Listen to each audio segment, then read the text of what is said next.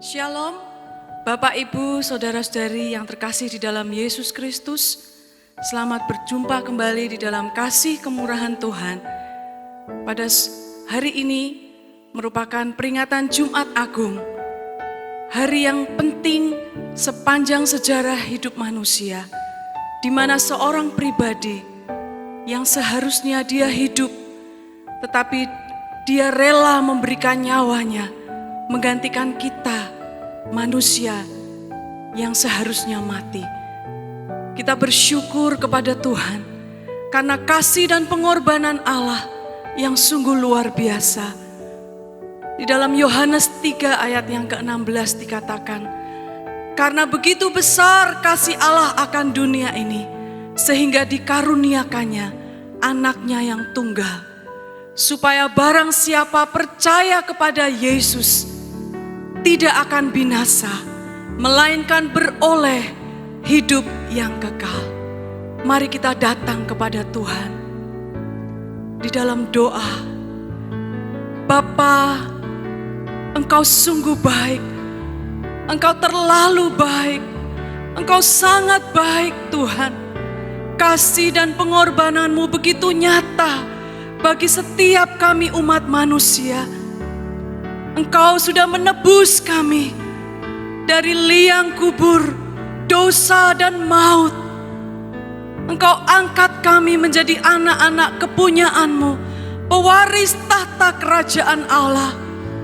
Karena begitu besar kasih Allah kepada dunia ini, sehingga Engkau mengaruniakan Yesus Kristus yang mati di kayu salib, menebus segala dosa setiap umat manusia. Kami mengucap syukur Bapa buat segala kasih dan pengorbanan-Mu. Pengorbanan-Mu begitu memulihkan kehidupan kami. Saat ini kami rindu memuji dan membesarkan nama Tuhan sebagai ucapan terima kasih kami, yang sebetulnya tidak cukup Tuhan hanya dengan berterima kasih. Tapi biarlah kami boleh tetap menjalankan amanat agung yang Kau berikan buat hidup kami, untuk tetap Tuhan menjalankan kesetiaan kami kepada Engkau sampai akhir hidup kami. Seperti teladan yang Kau berikan Yesus, Engkau taat dan setia sampai akhir demi kami semua. Terima kasih Bapa. Di dalam nama Yesus Kristus kami mengucap syukur. Amin.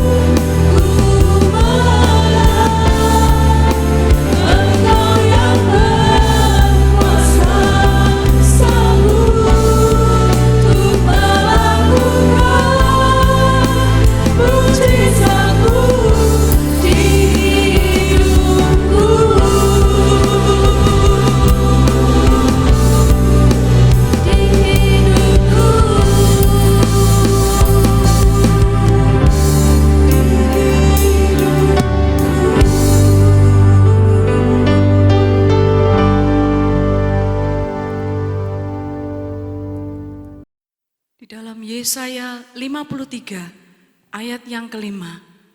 Tetapi dia tertikam oleh karena pemberontakan kita.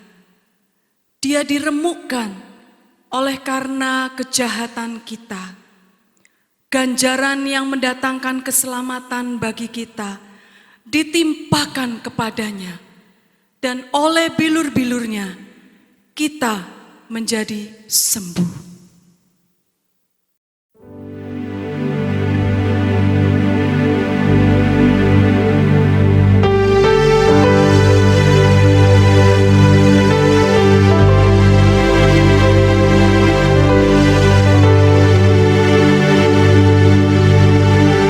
Terima kasih Yesus. Kuasa salib-Mu Tuhan menyembuhkan setiap kami. Ada tempat yang mulia, anugerah-Mu tercurah. Kau berikan hidup-Mu sebagai ganti dosa.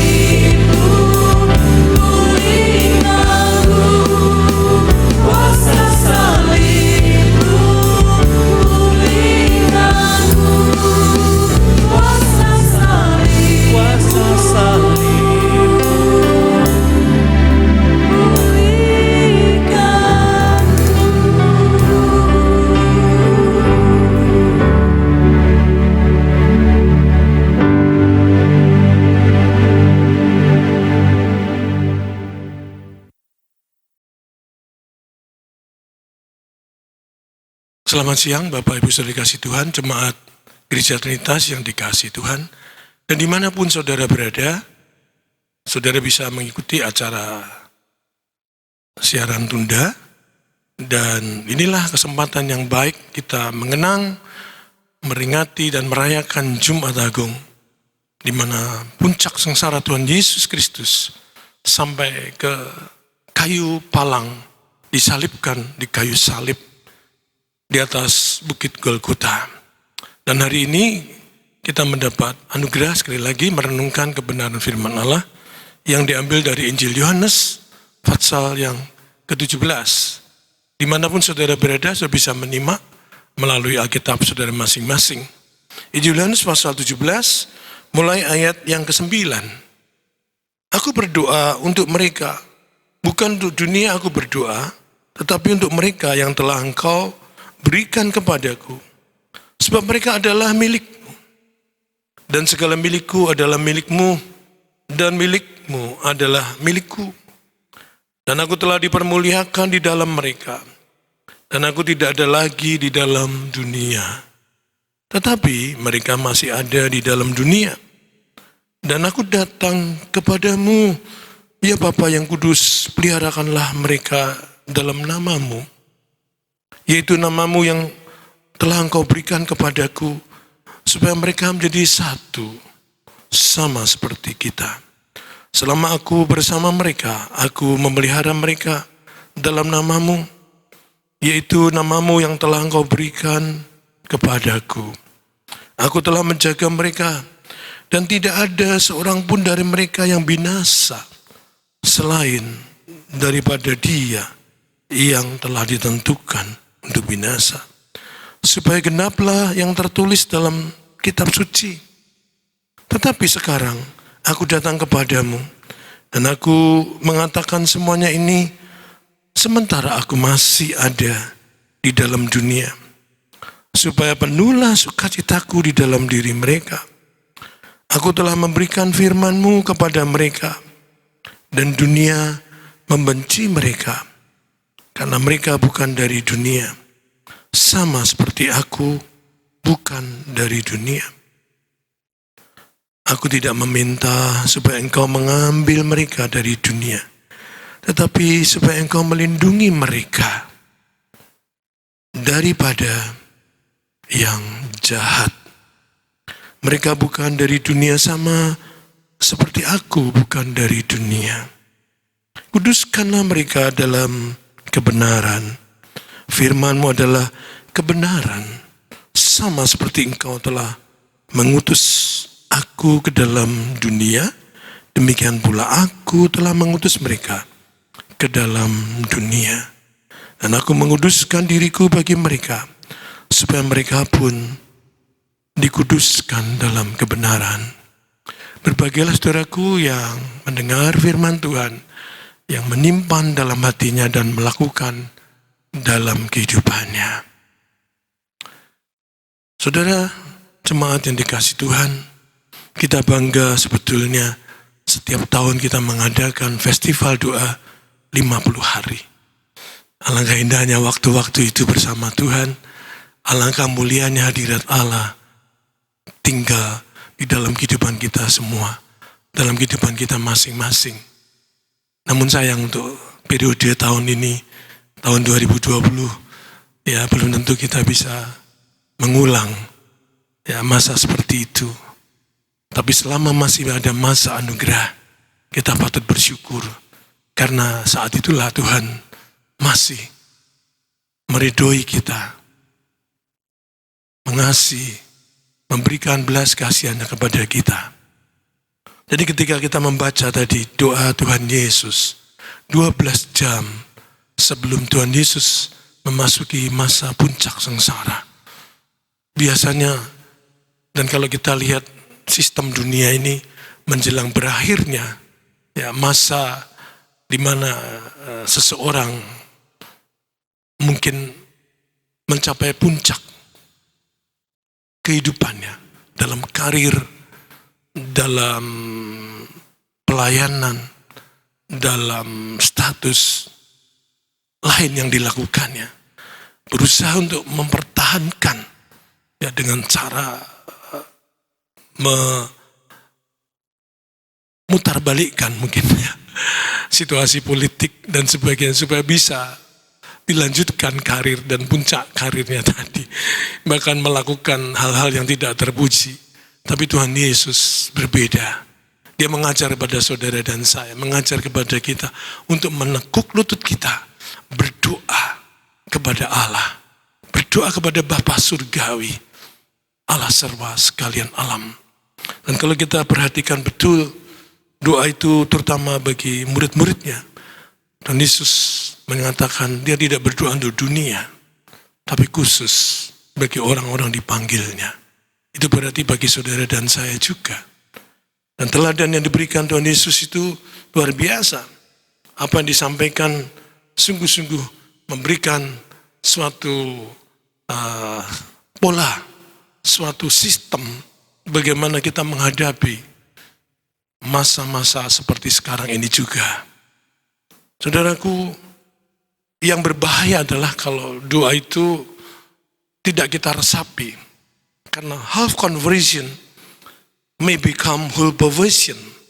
Pertobatan yang setengah-setengah itu memungkinkan terjadi kejahatan yang sepenuhnya. Jadi sekali lagi, kalau kita tidak meresapi doa Tuhan Yesus, kalau pertobatan bagi orang-orang yang percaya pada Tuhan Yesus hanya separuh saja, itu bisa menimbulkan kejahatan yang sepenuhnya. Dan Tuhan Yesus berdoa luar biasa. Dia berdoa untuk murid-muridnya. Dia berdoa bukan secara umum, secara menyeluruh saja, tapi terutama dia berdoa untuk murid-muridnya. Kalau Tuhan Yesus bilang tidak berdoa untuk dunia, bukan berarti dia tidak mendoakan dunia, bukan. Maksudnya dalam doa yang disebutkan pada saat sebelum Tuhan Yesus mengalami puncak sengsara penderitaan, dianiaya, diludahi, dipukul, ya dicambuk, dimatikan begitu rupa. Ada sesuatu yang luar biasa dia panjatkan kepada Bapa Surgawi, kepada Allah serba sekalian alam. Dan itu terutama pertama untuk iman murid-muridnya. Dan dalam ayat 11 tadi. Yang kedua untuk kepenuhan. Ya, kepenuhan, keutuhan dari murid-muridnya. Itu ada di dalam ayat 13 tadi.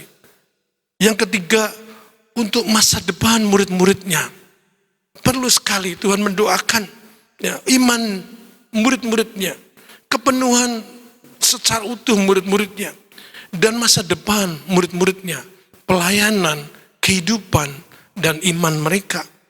Yang keempat, Tuhan Yesus mendoakan kesetiaan mereka dalam ayat 16 dan ayat 17.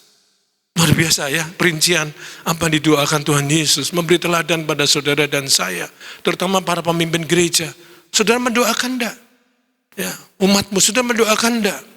Kelompokmu, kita mendoakan enggak anak buah kita? Kita mendoakan enggak anak didik kita? Kita mendoakan seperti itu enggak?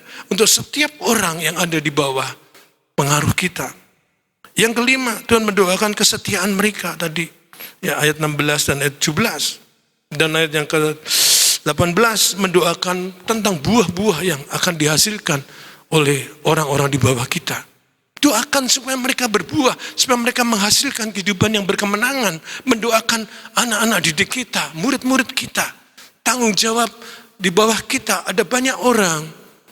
Kalau kita masa bodoh hari-hari dan kalau diundang berdoa, diundang pengerja, doa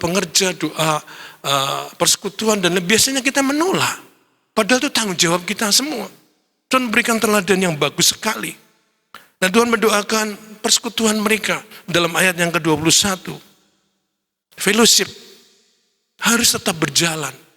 Jangan biarkan mereka tidak mengadakan persekutuan. Dan itu sekarang hari ini banyak diabaikan orang.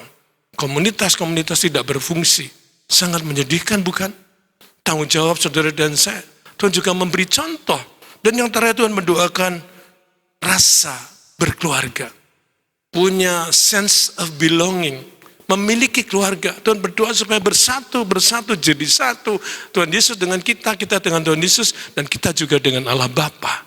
Bersatu seperti Bapa dengan Sang Putra, seperti Sang Putra dengan Sang Bapa. Demikian saudara dan saya bersama keutuhan Allah.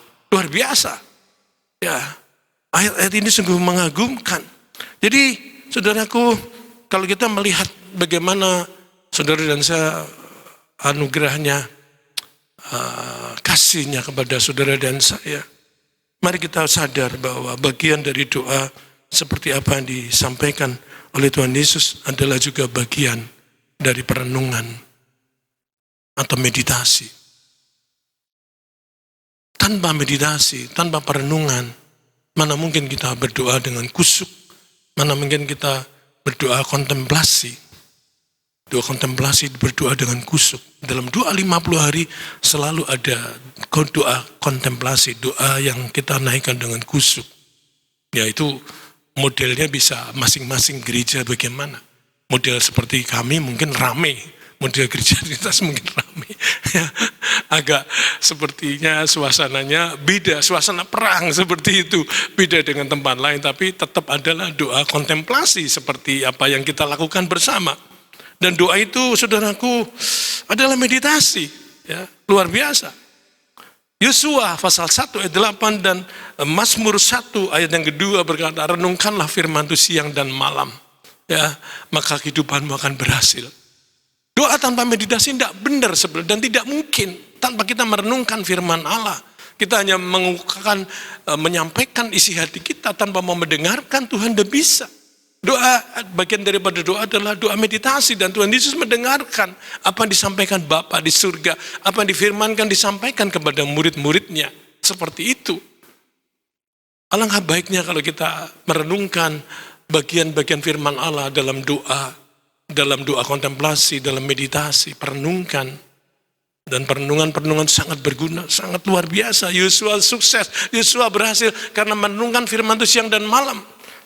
Kitab Mazmur 1 ayat 2 dikatakan, pada siapa merenungkan firman siang dan malam, dia seperti pohon yang ditanam di tepi sungai, yang tidak pernah kering kehidupannya, selalu menghasilkan buah, selalu menghidupkan tanaman tadi. Indah sekali, seperti pohon tanam di bait sucinya, seperti pohon yang ditanam di dalam kehidupan Allah, dan terus terjaga kehidupannya. Ada contoh yang bagus sekali saudaraku di dalam Kejadian pasal 14. Mari kita lihat bersama-sama. Kejadian pasal 14. Ayat yang ke-63. Kejadian 24 ayat yang ke-63. Kejadian 24 ayat 63. Menjelang senja, Ishak sedang keluar untuk berjalan-jalan di padang. Ia melayangkan pandangannya, maka dilihatnya lah ada unta-unta datang. Ayat yang berikutnya, ayat yang ke-64. Ribka juga melayangkan pandangannya, dan ketika dilihatnya Ishak, turunlah ia dari untanya. Jadi Kejadian 24 ayat 63 dan 64 luar biasa. Ishak berjalan-jalan di padang. Dalam bahasa yang aslinya, dalam bahasa yang lain, terjemahnya bukan berjalan-jalan. Ishak sedang bermeditasi. Luar biasa ya. Saudara pikir berjalan tidak bisa berdoa? Ya, benar atau salah? Salah. Orang Israel mengelilingi tembok Yeriko berjalan. Apakah mereka tidak berdoa? Diam, hanya berjalan, tapi bermeditasi, berdoa, dan alangkah indahnya sekalian saudari-saudari yang ada di sini. Kalau saudara lihat calon suami saudara, senang merenungkan firman Tuhan, bermeditasi. Ribka melihat luar biasa, calon suaminya bermeditasi, berdoa, berjalan bukan berjalan dalam arti dia cari angin, mungkin berarti sambil cuci mata, bukan. Dalam bahasa aslinya itu dia bermeditasi. Seperti orang-orang Israel mengelilingi tembok Yeriko berjalan dengan diam, tapi mereka bermeditasi, berdoa, meyakini firman Tuhan akan merubuhkan tembok Yeriko, Bayangkan kalau saudara-saudari yang masih perawan, yang masih gadis, melihat calon suamimu, senang memikirkan, senang merenungkan firman Tuhan. Aduh, berbahagialah kamu, diberkatilah kamu yang punya calon suami seperti itu. Yang senang berdoa. Seperti Tuhan Yesus memberi teladan hari ini. Sebelum dia masuk puncak sengsara. Jumat Agung, saudaraku, didasari, dilandasi dengan doa. Dan itu sungguh menyentuh saudaraku. Dia tidak membuat move politik, ya, mencari sesuatu yang mungkin bisa menjaga reputasinya, prestasinya. Filipi, saudaraku, kalau sudah perhatikan suratan Filipi, Tuhan meninggalkan segalanya. Mau meninggalkan keilahiannya, meninggalkan reputasinya, nama baiknya diinjak-injaknya, dianggap penyamun, dianggap penjahat, dihina, ya, sampai begitu rupa, meninggalkan segalanya dan mengambil rupa seorang hamba, mengambil rupa seorang budak, yang bisa dilakukan apa saja terhadap budak tadi, dianiaya, ya, diusir-usir, ditendang, diludahi, dicambuk, dipukul, dimahkotai mahkota duri. Ya, tapi Allah kita luar biasa. Dia beri teladan hadapi semuanya hari-hari ini. Kesulitan hari-hari ini. Kemarin kita sudah belajar. Ya, hadapi sungguh-sungguh. Jadilah seperti Abigail yang tahu, ya, bagaimana bertindak sebagai wanita. Jadilah seperti Maria Magdalena, Maria Ibu Yesus. Jadilah wanita yang setia mengiring Yesus sampai di kayu salib. Ya, jangan jadi wanita seperti wanita, yaitu istri Ayub, kemarin kita sudah belajar. Yang mengutuki Allah dan menyuruh Ayub, tinggalkan Allahmu, matilah kamu. Susah, saudaraku.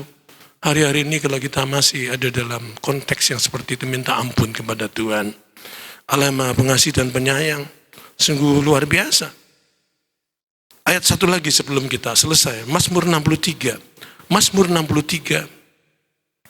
Mazmur 63. Mazmur 63.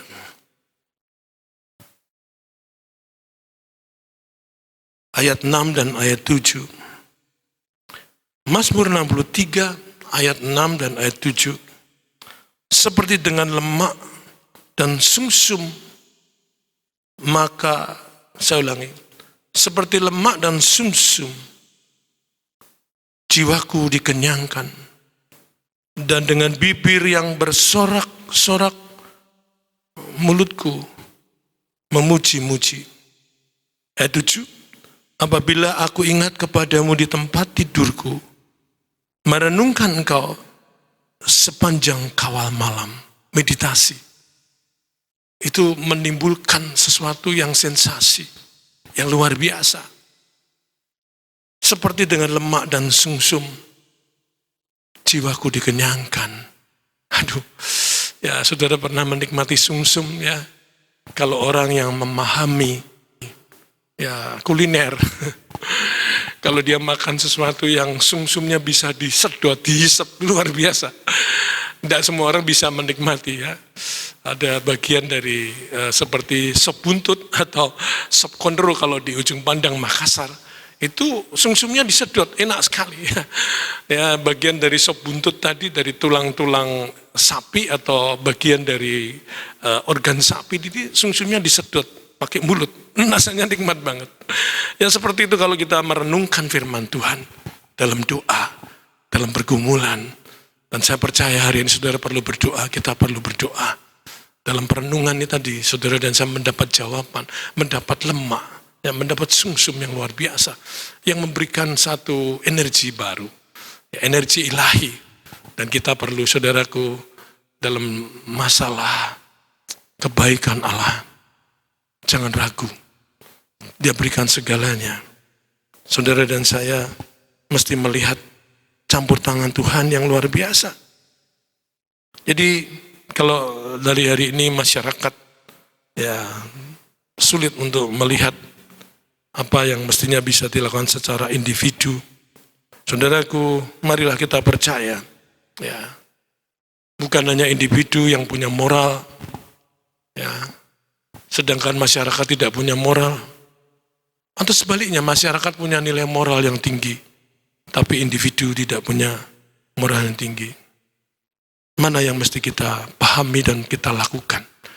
Tuhan Yesus, dia bukannya berdoa untuk sekelompok orang, tapi juga orang-orang yang akan percaya, yang dipengaruhi oleh kehidupan murid-murid Yesus yang sudah digembleng, diarahkan. Jadi tidak bisa, saudaraku, kita melepaskan diri dari tanggung jawab individu, ya, atau kita melupakan tanggung jawab untuk masyarakat, tidak bisa. Semuanya mesti dilakukan bersama-sama, walaupun itu agak sulit, bahkan lebih sulit. Tapi tidak bisa satu kesatuan kita seperti kita paling benar, itu tidak bisa. Ya, kita dari golongan apa? Saya Armenian, saya Calvin, mungkin saya karismatik, saya Pentakosta mungkin.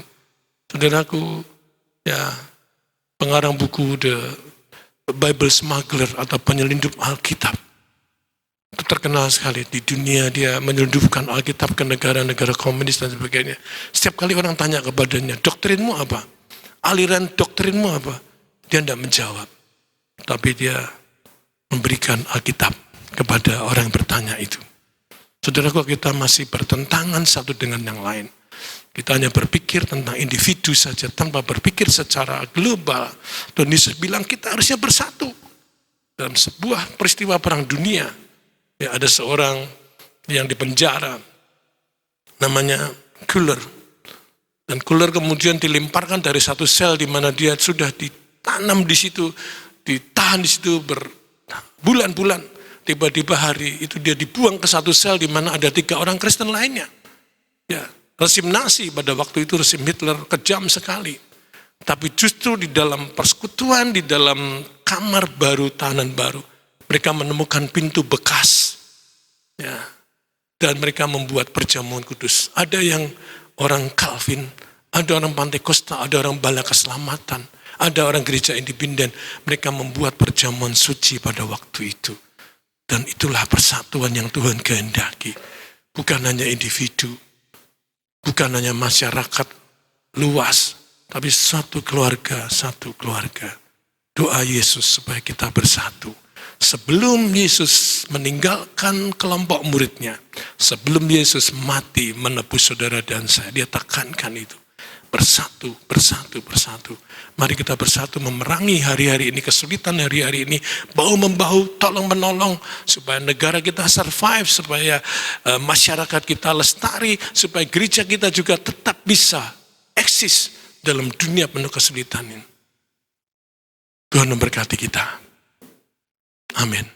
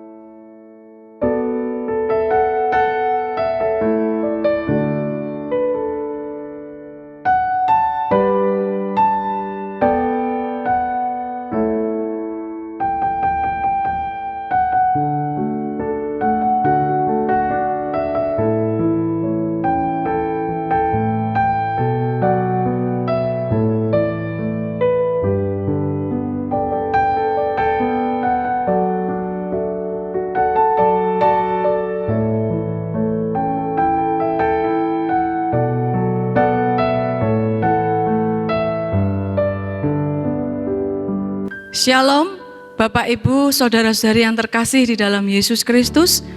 Izinkan kami Panitia Youth Family Camp 2020 untuk dapat memberitahukan bahwa dengan adanya peraturan pemerintah untuk dapat menghindari keramaian dan kondisi yang kurang kondusif hingga sampai saat ini, maka panitia bersama dengan Bapak Gembala Sidang selaku penasehat Youth Family Camp mengambil keputusan sebagai berikut.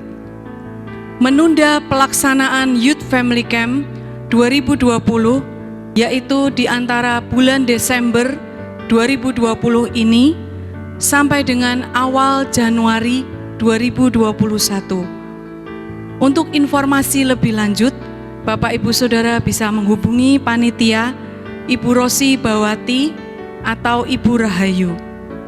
Tetap dukung di dalam doa supaya acara dapat terus berjalan serta visi misi gereja kita tergenapi. Terima kasih untuk perhatian dan kerjasamanya.